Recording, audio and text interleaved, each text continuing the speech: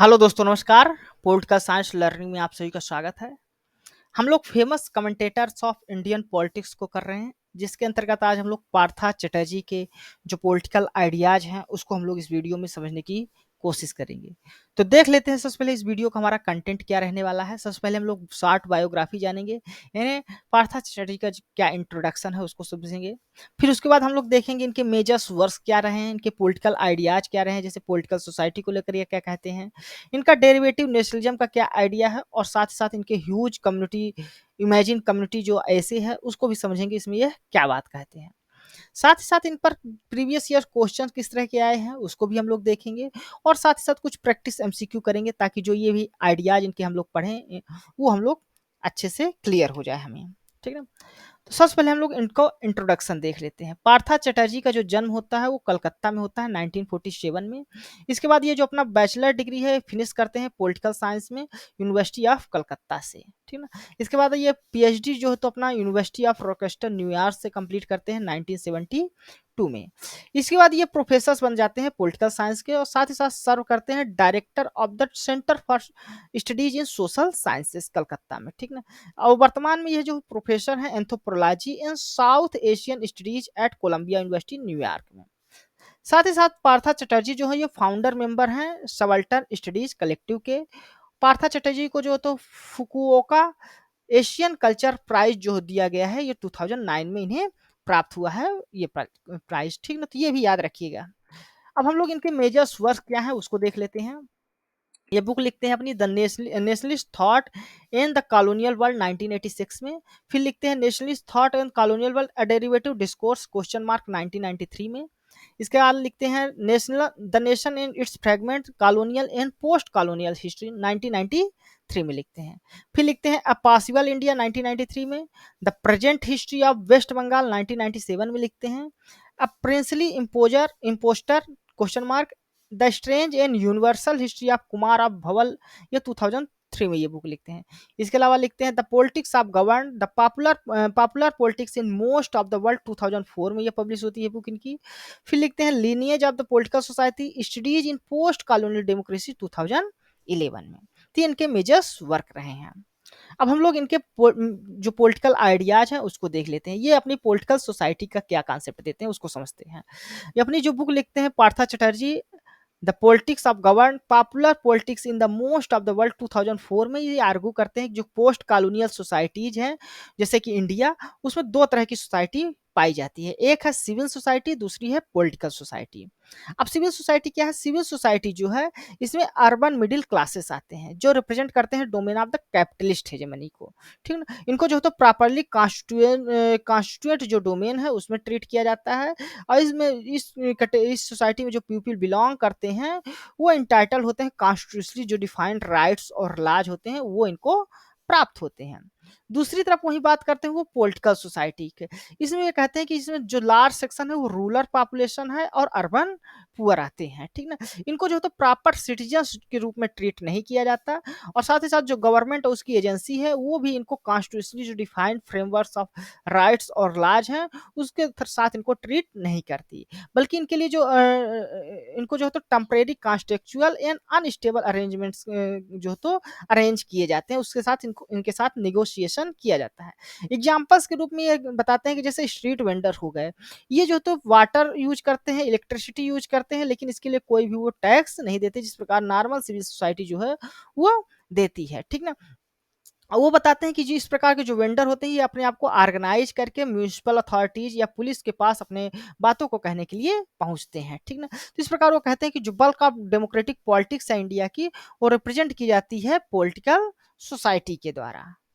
इसके बाद ये फिर डेरिवेटिव नेशनलिज्म का भी कॉन्सेप्ट देते हैं। इनका मानना है कि जो मेन स्ट्रीम नेशनलिस्ट थ्योरी है जिनको पार्था चटर्जी जो है तो नॉर्मल टाइप की नेशनलिज्म कहते हैं, इसमें कहते हैं कि जो नेशनलिज्म है नॉन कॉलोनाइ मतलब जो normal main stream nationalism theory है उनका मानना है कि जो नेशनलिज्म है कॉलोनाइज नॉन यूरोपियन सोसाइटी में वो मॉडुलर टाइप की नेशनलिज्म है जो फाउंड पाई जाती है यूरोपियन सोसाइटीज में। यानी जो पोस्ट पोस्ट कॉलोनियल सोसाइटी है उन्होंने अडॉप्ट कर लिया है यूरोपियन नेशनलिज्म के जो आइडियाज हैं अपने नेशनल स्ट्रगल में।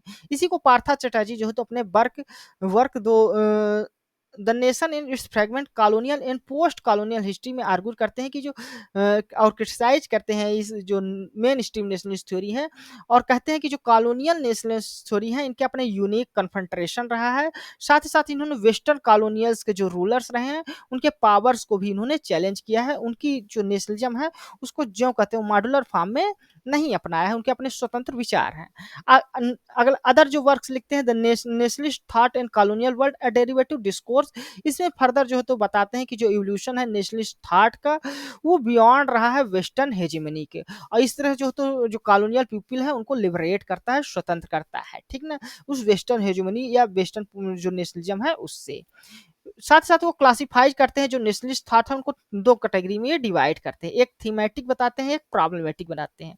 थीमेटिक मतलब होता है वेस्टर्न कॉन्सेप्ट ऑफ ओरिएंटलिज्म, जो बेस्ड होता है डिस्टिंक्शन करता है, अंतर करता है ईस्ट और वेस्ट की जो नेशनलिज्म है उसमें, और ये कहता है कि कहते हैं कि ये अनचेंजिंग और इसेंशियल होता है। वहीं वो दूसरी तरफ बात करते हैं प्रॉब्लमेटिक नेशनलिज्म की, जो जो तो कंडीशंस चेंजिंग कंडीशंस पर आधारित होता है, और ये साथ ही साथ न्यू पॉलिटिक्स और न्यू नेशनल थ्योरी को डिस्क्राइब करते हैं। साथ ही साथ जो कॉलोनियल नेशनलिस्ट है उसके नेशनलिस्ट थॉट है पाथा चैटर्जी उसके 3 स्टेजेस भी बताते हैं।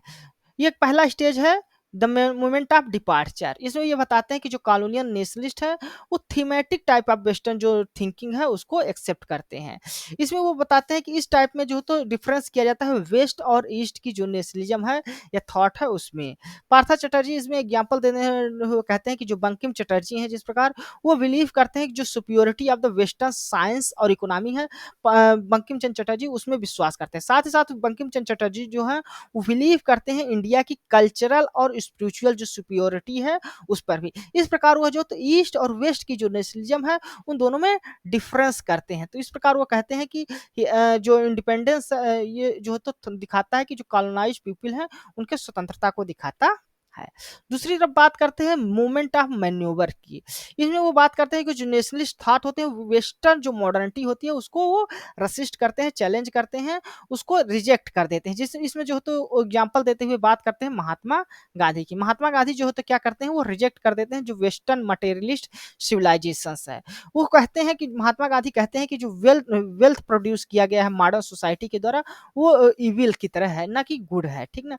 और साथ ही साथ वो कहते हैं कि all industrial no matter how socialise is evil. यानी गांधी जी का मानना है कि वेस्ट कितना ही इंडस्ट्रियलाइज हो जाए, औद्योगिक विकास हो जाए, वो कितना भी सोशलाइज हो जाए, लेकिन वह इविल की तरह है, बुराई की तरह है, उनका मानना था। इसके अलावा गांधी जो तो प्रोवाइड करते हैं अल्टरनेटिव जो तो वेस्टर्न मॉडर्निटी का, और इसमें बात करते हैं वो राम राज्य की। साथ ही साथ बात करते हैं कि जो मोरल्स होंगे वो भगवत गीता के ट्रुथ पर आधारित होंगे, ठीक ना। That would emerge from the village as the basic unit for rule. और वो कहते हैं कि जो विलेज होंगे, गांव होंगे, वो रूल करने के बेसिक यूनिट्स की तरह होंगे। चटर्जी का मानना है कि जो गांधी जी के विचार हैं ये न्यू प्रॉब्लमेटिक और न्यू हिस्टोरिकल पॉसिबिलिटीज को दिखाते हैं इंडियन स्टेट के, ठीक है। इसके बाद वो बात करते हैं तीसरा जो मोमेंट ऑफ अराइवल्स की बात करते हैं। इसमें वो बताते हैं कि जो नेशनलिस्ट डिस्कोर्स है इंडिया में वो अपने मैच्योर फेज में पहुंचा है, ठीक है। इस फेज में वो बात करते हुए कहते हैं कि जो सिंगुलर थीम होता है नेशनल थॉट का वो टेक ओवर कर देता है इंटायर पॉलिटिकल और सोशल लाइफ कंट्री के, ठीक है। इसमें वो एग्जाम्पल देते हैं नेहरूरियन मॉडल्स का। इसमें कहते हैं कि जो नेहरू है वो गांधी जी को इंस्पिरेशनल तो मानते हैं, लेकिन नेहरू का मानना है कि जो गांधी जी की आइडियाज हैं वो टू रिएक्शनरी है और यूटोपियन है, इसलिए इनको रियली में जो है तो सेव नहीं किया जा सकता, ये रियल में जो है तो अप्लाई नहीं हो सकते। इसलिए जो है तो नेहरू अपना विजन्स रखते हैं सोवरेन नेशंस का, जो डायरेक्टेड होगा रिवोल्यूशनरी इलीट्स के द्वारा, जो एबल होंगे कंट्रोल करने में इंटरेस्ट ग्रुप और माइनॉरिटीज को, जो यूज कर सकेंगे साइंस को, डेवलप कर सकेंगे इकोनॉमी को, इस्टेब्लिश कर सकेंगे सोशल जस्टिस को। इस प्रकार इलीट्स के द्वारा वह रूल करने की बात करते हैं नेहरू, यानी अपना वो स्वतंत्र विचार देते हैं। इस प्रकार चटर्जी जो होते हैं नेहरू के विचारों को क्रिटिसाइज भी करते हैं। वो कहते हैं कि इस प्रकार जो तो अनइक्वल इंडिया जो तो बनता है, जो अप्रेस्ड किया जाता है कैपिटलिज्म के द्वारा। इसके अलावा जो पार्था चटर्जी है वो हुज इमेजिन कम्युनिटी अपना एक एसे लिखते हैं 1991 में। इसमें वो क्रिटिसाइज करते हैं बेंडिक एंडरसन के आइडिया ऑफ इमेजिन कम्युनिटी का। वो एंडरसन जो है तो क्लेम करते हैं कि जो नेशंस है वो इमेजिन कम्युनिटी की तरह हैं, और नेशनलिज्म इन जो वेस्टर्न यूरोप है, जैसे America Russia, western Europe America Russia, वो मॉड्यूलर फॉर्म में जो तो है, जिसको सभी जो तो एशिया और अफ्रीका के जो कंट्रीज हैं उसको अडॉप्ट कर लिए हैं उसी नेशनलिस्ट आइडियाज और स्ट्रेटजीज को। वहीं चटर्जी जो है तो इस पे क्वेश्चंस मार्क्स लगाते हैं और कहते हैं कि जो अगर जो नेशनलिज्म है वो वर्ल्ड का वो डायरेक्टली जो है तो मॉड्यूलर फॉर्म में ले लिया गया है एशियन और अफ्रीकन कंट्रीज के द्वारा, तो मतलब उनके अपने खुद के इमेजेस कुछ नहीं है, तो यानी किसके इमेजेस की बात कर रहे हैं, बेंटिक एंडरसन। उनका मानना है पार्था चटर्जी का जो लीडर ऑफ अफ्रीका और एशिया है वो केवल वेस्टर्न की जो यूरोपियन या अमेरिकन जो नेशनलिज्म है उसको ही केवल एडाप्ट नहीं कर रहे हैं, बल्कि उनकी अपनी स्वतंत्र आइडियाज हैं, और ये एंटी कॉलोनियल रेजिस्टेंस से बहुत पहले ही अपना ये डेवलप्ड कर लिए थे। ठीक ना। चटर्जी का मानना है जो एंटी कॉलोनियल नेशनलिज्म था वो उनसे कॉलोनियल सोसाइटी आने से बहुत पहले ही डेवलप हो गया था, और ये जो नेशनलिज्म था वो स्पिरिचुअल और सोवरेन टेरिटरी का स्पिरिचुअल था, जिसको जो है तो इफेक्ट नहीं कर पाए हैं कॉलोनियल पावर ने, यानी कॉलोनियल जो पावर है उसने इन्होंने स्पिरिचुअल जो डोमेन है वेस्ट ईस्ट के नेशनलिज्म का उसमें इंटरवीन करने से नहीं कर पाए हैं। ठीक ना। अब हम लोग देख लेते हैं कुछ प्रीवियस ईयर्स क्वेश्चंस जो एग्जाम्स में आए हुए हैं पार्था चटर्जी पर। ठीक ना। तो पहला क्वेश्चन है, Partha Chatterjee has commented that the last latest phase of globalisation of capital will be witness the emerging oppositions between. जो वर्तमान में जो लेटेस्ट फेज ऑफ ग्लोबलाइजेशन है कैपिटल है उसमें किस प्रकार का अपोजिशंस देखा जाता है, तो उसमें देखा जाता है मॉडर्निटी और डेमोक्रेसी के बीच अपोजिशंस। ठीक ना। नेक्स्ट क्वेश्चन है, who among the following develop the concept of derivative discourse. Derivative discourse का जो कॉन्सेप्ट है वो किसके द्वारा डेवलप किया गया है, तो ये पार्था चटर्जी के द्वारा डेवलप किया गया है। Next question, which among the following is not A work of Partha Chatterjee. तो इनमें से कौन सा जो तो पार्था चटर्जी का वर्क नहीं है, तो Partha Chatterjee lineage of political society लिखते हैं, pre history of waste Bengal लिखते हैं, नेशन एज फ्रेगमेंट लिखते हैं। The state and the poverty in India जो है तो ये इनका वर्क नहीं है, तो करेक्ट आंसर क्या होगा, A number option. Next question है असर्शन रीजन का। असर्शन रीजन दिया हुआ है, आपको बताना है कि सही है कि असर्शन रीजन नहीं किया, और रीजन करेक्ट एक्सप्लेनेशन है कि नहीं। तो पहला असर्शन क्या दिया हुआ है, Partha Chatterjee criticise the Benedict Anderson idea of imagine community. Partha Chatterjee criticise करते हैं बेंडिक एंडरसन के जो आइडिया ऑफ इमेजिन कम्युनिटी है, तो ये ट्रू है। रीजन दिया है, leader in Africa and Asia just follow the nationalism script of the western Europe और अमेरिका। तो वेस्टर्न यूरोप और अमेरिका की जो नेशनलिज्म है उसको अफ्रीका और एशिया के जो लीडर्स हैं उन्होंने अडॉप्ट कर लिया है, तो ये भी रीजन्स के रूप में सही कहा गया है। तो यहाँ पर रीजन्स और साथ ही साथ रीजन्स जो होते हैं असर्शंस का करेक्ट एक्सप्लेनेशन भी है, यानी आपका जो करेक्ट ऑप्शन होगा ए नंबर ऑप्शन होगा।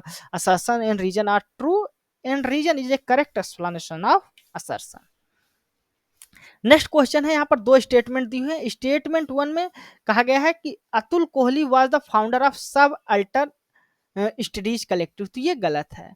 फाउंडर ऑफ कौन थे, पार्था चटर्जी थे। फिर दूसरा है, Partha Chatterjee receive the Fukuoka Asian culture prize in 2016, तो 2016 में नहीं बल्कि 2019 में इनको जो है तो ये अवार्ड मिला था। तो यहाँ पर दोनों स्टेटमेंट जो है तो इनकरेक्ट हैं। तो पूछा क्या गया था, करेक्ट आंसर बताना था, तो यहाँ पर दोनों जो both first and second statement are false, दोनों स्टेटमेंट इनकरेक्ट है। ठीक ना। नेक्स्ट क्वेश्चन है, which among the following is not a stage of colonial nationalist thought according to Partha Chatterjee. Colonial nationalist thought तीन स्टेज से होकर जाती है, moment of departure, moment of manoeuvre and moment of arrival. तो ये तीनों स्टेज जो है तो पार्था चटर्जी के अनुसार नेशनलिस्ट थॉट के हैं। यहाँ नॉट ए स्टेज पूछा था, तो यहाँ पर none of the above options आपका करेक्ट होगा। नेक्स्ट क्वेश्चन है, who among the following held that the post colonial society like India split into the civil and political society। इसमें से कौन मानता है कि जो पोस्ट कॉलोनियल सोसाइटी है जैसे इंडिया वो सिविल और पॉलिटिकल सोसाइटी में डिवाइडेड है, तो ये पार्था चटर्जी का मानना है। तो धन्यवाद दोस्तों, ये था हमारा पार्था चटर्जी पर वीडियो। यह वीडियो आपको कैसा लगा है आप अपने कमेंट्स के माध्यम से हमें जरूर बताइएगा। साथ ही साथ आप हमारे इस वीडियो को लाइक करें, हमारे इस चैनल को सब्सक्राइब कर लें ताकि जो इस तरह की वीडियोज हैं वो आप तक पहुंच सके। धन्यवाद, थैंक यू।